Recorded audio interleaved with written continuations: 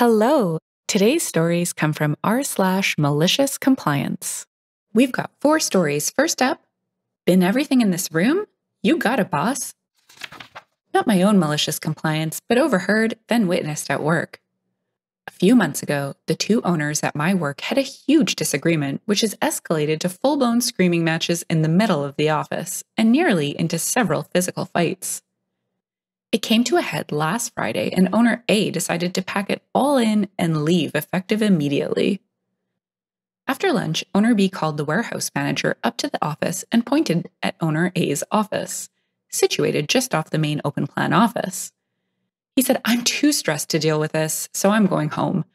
Bin everything in that room. I don't want to see a shred of evidence that owner A worked here when I get back on Monday morning." The warehouse manager looked at the offending office and back to owner B. "Are you sure you want to bin everything, boss?" Owner B looked ready to explode already, and apparently this extra bit of clarification sent him over the edge. "Did I stutter? Get rid of everything in there, or you can clear out your desk too." So, owner B stormed off, and our warehouse manager took out his walkie-talkie and summoned up 2 of his warehouse staff and relayed the instructions. The warehouse workers questioned it and got the same answer. Yes, absolutely everything. And so they got to work. Owner A's personal effects were put into a box and sealed up to be taken to him by one of the purchasing staff who lived nearby. Everything else was bagged up and put into the bins. The paperwork and stationery were boxed up to be shredded and destroyed. Next, the monitor and printer were taken to the bins, followed by the desk and chair. When I left at 4 p.m., the warehouse workers were just starting to take down the wall-mounted bookshelves.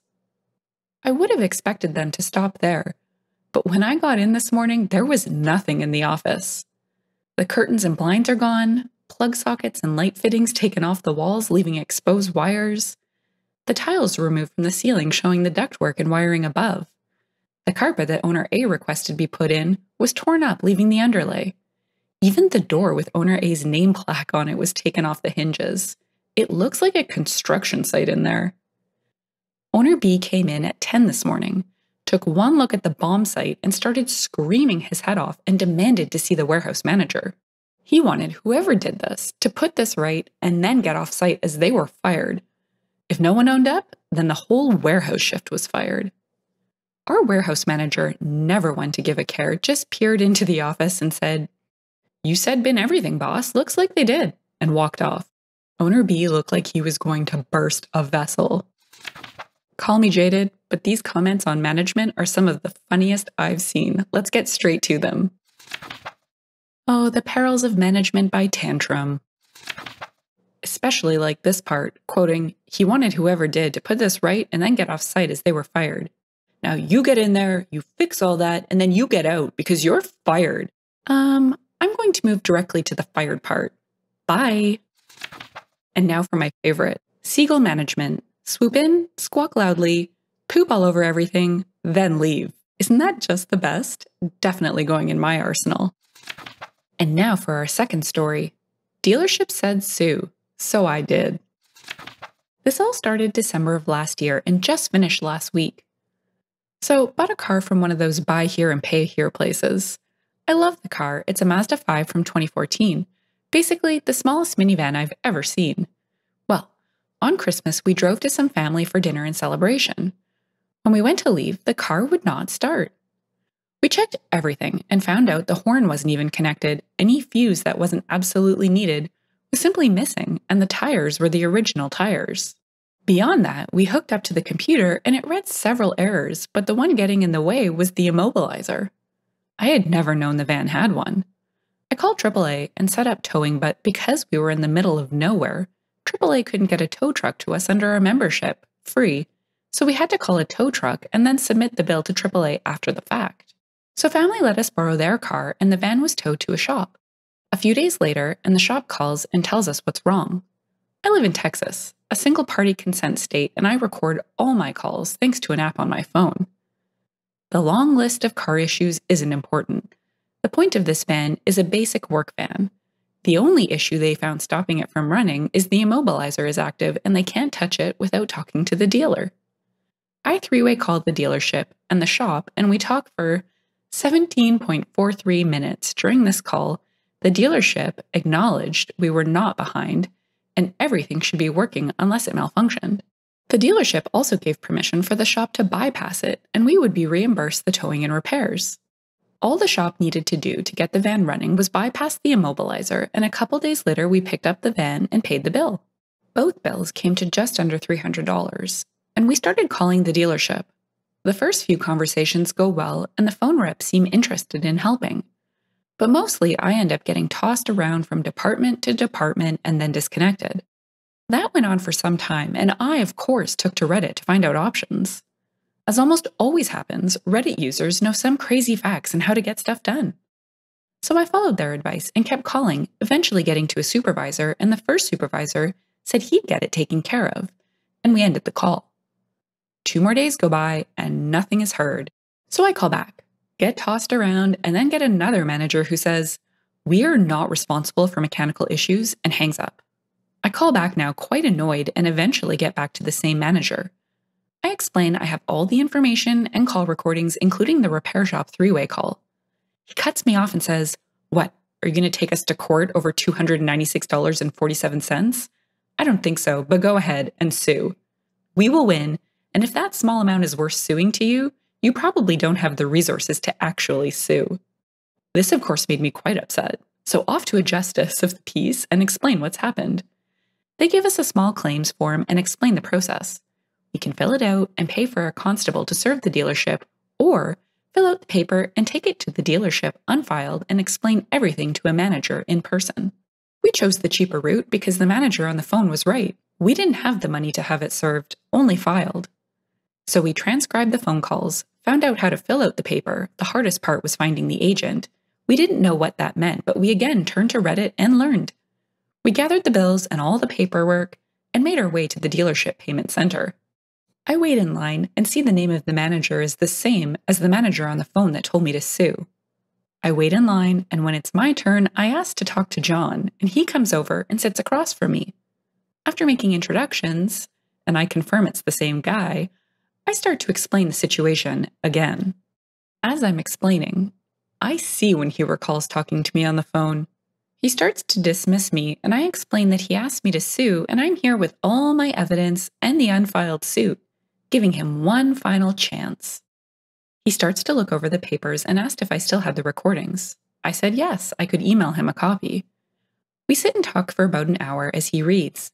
Then I say with a slight aggravated tone, if something isn't done today, not only am I going to head right back to the courthouse and file, as well as tack on as much for emotional distress and whatever else the clerk hinted at. The clerk was very open-mouthed with ideas.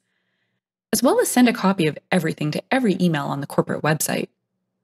At this, our conversation drew the attention of a woman in a power suit who rushes over for a recap. I find out she's John's boss's boss's boss, and she's none too happy about how far things have gone. She assured me that all would be made right and gave me her cell number and email. I gave her the papers and left. The next Monday at 8 a.m., I got a call asking if credit being applied to the account would be acceptable. I say yes, and she explains they will credit $500 to the account as payments. The payments are only $155 every 2 weeks. I agree, and we talk for a few minutes when I ask why it took this much just to get things done. She laughed and said, "It shouldn't have, and certain people are no longer employed at the company." Well, today was Wednesday and the day of the payment, but when I went to make the payment, it was already done. Thank you, Power Suit Lady. Oh, this is so nonsensical. $300 is nothing to these dealerships. Or should I say, stealerships? We are just flying through these today. Next up, you don't like it here? There's the door. This is my own personal story that took place in Belgium circa 2015-2016. Context. In my mid-20s, I worked in accounting with 4 other mid-20s guys. We were a solid, well-oiled machine that ran flawlessly, and yet we had way too much work and needed an extra person. We had taken over in 1 year from the previous team, who seemingly quit for no reason. At the end of the second quarter, we crushed through the mountain of work with a collective 4 weeks of OT between us. Boss was happy and allowed us to finally go on vacation. More like he knew we had accumulated too many recovery days, and gave us the bonus we were promised if we reached the goal. We've been unhappy with the situation for some time and have been complaining about it. Clearly, there's enough work to justify hiring an extra person, so we go tell the boss. As soon as we explain why we're asking for an extra person, he goes ballistic. How dare we, employees who are terrible at our jobs, dare ask for an extra hand when all we do is mess around for the entire day and we're costing him money? In his screaming, he points to the door and says, "I'm not holding you hostage. If you're unhappy, I suggest you walk out." We're stunned. What did he just say? We came in to ask for help and he's telling us to get lost? We ask him to explain what he means. He literally says, "I don't need you. I don't need any of you. Quit if you don't like it." I wish I could say we did, but we were stunned because we thought since we've crushed our workload, we would be in his good graces. So we shut up and let him continue his tirade. Come January, crunch time is coming. Boss gathers the entire company in a meeting room and goes on to explain how we're horrible workers and can't do anything properly, and we're costing him money. He then goes on to say the company made 1,000% profit compared to last year. If we're so bad at our jobs, how come we multiplied profits? He goes on to say that from now on, no more bonuses, because we're crap workers and we're expected to stay in the office until our work's done, no matter how long that may be. No exceptions. Whoever doesn't comply will get fired. He reminds us he can replace us at any moment and that we need to prove we deserve our jobs. The thing is, I knew I was the best employee there. Not just the best accountant, but the most innovative, most charismatic, most resourceful, and on top of that, the rest of the team and a lot of people from other departments kind of relied on my upbeat, seemingly lighthearted, jokerish attitude. And so, tired of his crap and extremely scared of the mountain of incoming work, I get up and just say, "I quit. Boss doesn't understand what I mean," and continues his meeting while I go to clear my desk. I've cleared my desk by the time he's finished the meeting, and while I'm walking out past him, he understands what I'm doing. He immediately starts yelling that I'm abandoning my post and that it's unprofessional and there will be consequences. I'm calm because I had already made up my mind. We're in front of everyone, including the rest of my team. I simply tell him, "Boss, we all heard you say that I'm free to leave at any point because you don't need me. Isn't that right, guys?" No one answers, of course, because they're all, boss included, stunned that the nice guy who's always polite and keeps his head down is being assertive. Before boss gets a chance to snap out of it, I tell him that he mistook my tact and diplomacy for acceptance and that I am only doing what he said. Maybe he should choose his words carefully next time. The rest of the team quit within 3 months. They knew where it was going and they spent their time at work looking for work anyway. The other teams quit within 12 months and he was bought out within 16 months because most clients had stopped paying and sued him since he had no one to do the actual work. All because he thought I wouldn't comply with his own malicious request. Edit. It was a 15-man company. Okay, so maybe this guy is not the most humble of persons, but there's a few more clues in the comments from OP. Let's check them out. In reply to a commenter saying, "Sometimes the best employee standard is really low," OP said, "You guessed it. I was young, naive, motivated, and was far too willing to prove myself compared to mostly everyone else, who was just another warm body waiting for a paycheck." I was with the story until it said profits jumped 1,000%. Yeah, that was something that I questioned too. OP. As you should, because I couldn't believe what I was hearing. When it happened, I had no idea if he was real or not, but I was so revolted by his audacity to deny bonuses when there was so much supposed profit that I just thought, frack this crap, I'm out. But yeah, it turns out he did lie about the 1,000% and only made some 400%. And now, onto the final story and our main event. Just load the dang trailer. I'm writing this on a desktop. English is my first language, but I'm still going to make mistakes, apologizing in advance. I used to work as quality assurance/control at a flour mill.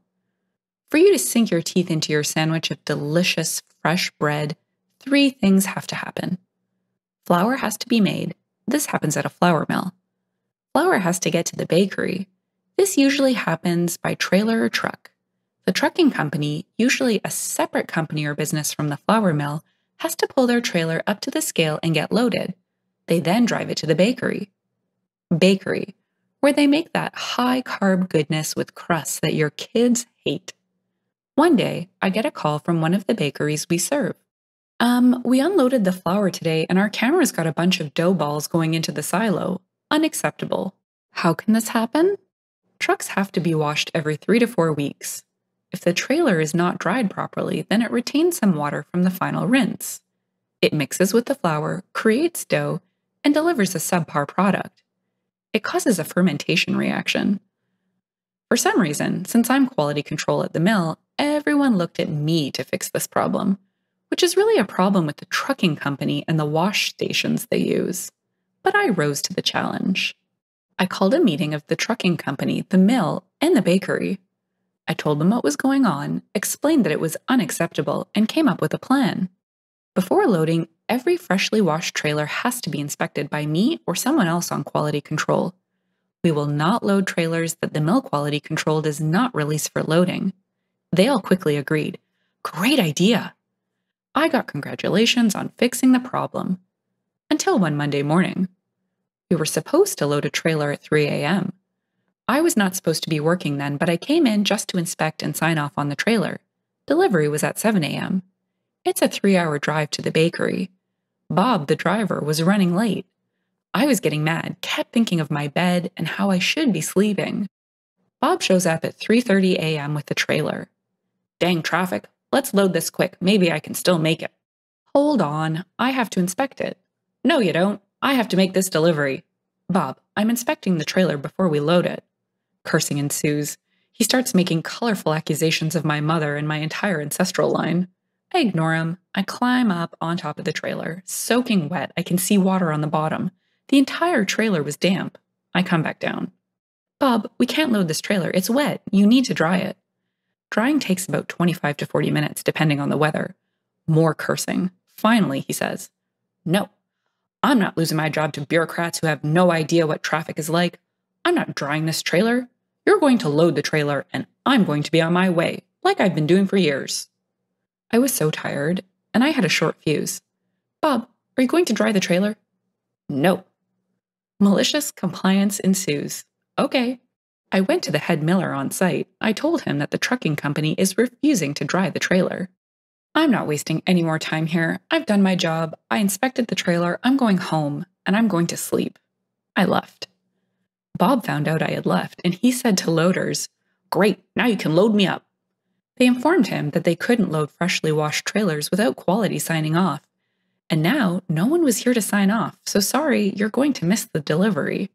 Bob called his boss. He complained that we were refusing to load his trailer. His boss called the head miller, who explained, per our agreement, quality couldn't sign off on a wet trailer. And since Bob refused to dry the trailer, quality's job was done. They inspected the trailer. There wasn't going to be another inspection since the trailer was not going to be dry, so quality left. The trucking company said, You need to call the bakery and tell them. They wanted the mill to take the blame. Oh, don't worry, we'll be sure to call. And the head miller told the bakery what happened. The bakery fired the trucking company. Bob got fired from the trucking company. I got promoted. Just kidding. I didn't get promoted. Somehow, my manager still blamed me for it, something about using creative solutions. But nothing ever happened to me because of this incident. I don't care. No regrets. I found some real fun comments with 2 similar mini stories and lots of extra sass. My favorite. Best thing I've read since sliced bread.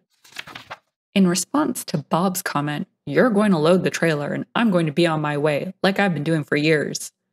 And the bakery has been complaining for years. This is exactly why we're changing our standard operating procedure. Go to an art supply store and buy glitter. Next time management asks you to just fix it. With great flourish, sprinkle a pinch of glitter on the problem while loudly proclaiming, Shazam! I have done that for a boss that would make similar requests. I got a laugh from him, but by that time didn't care if he had fired me. That is hilarious. I quit a job that way once. I didn't have any glitter, so I just grabbed a dirty wooden spoon. I was working as a dishwasher at the time and our sanitizing machine had broken and we were out of sanitizer fluid, so we couldn't sanitize the dishes. Boss told me to figure it out. So I waved the spoon around dramatically while saying, Bibbidi, bobbidi, boo. Boss started yelling at me for being disrespectful or something, but I didn't bother to stick around and listen. Hands down, my favorites from today were seagull management and the use of glitter at work. I hope you found some fun tidbits in these as well. If you've enjoyed the story and would like to hear more, consider liking, subscribing, and leaving a comment. Thanks, and bye for now.